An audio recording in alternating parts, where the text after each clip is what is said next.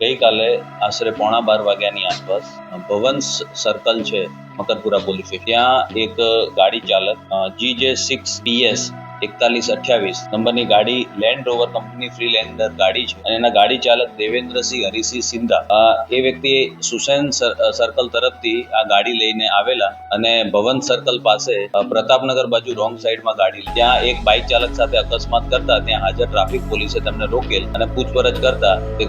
નશાની હાલતમાં જણાતા Manjalpur police station ખાતે આવીને ટ્રાફિક પોલીસ દ્વારા ફરિયાદ આપવામાં આવી, જેમાં ભારતીય ન્યાય સંહિતાની કલમ BNS 121, 281, 296B, 115(2) તથા મોટર વ્હીકલ એક્ટની કલમ 185 અને પ્રોહિબિશન એક્ટ કલમ 66(1)B મુજબની આ ફરિયાદ દાખલ કરવામાં આવી છે, જેમાં આરોપીએ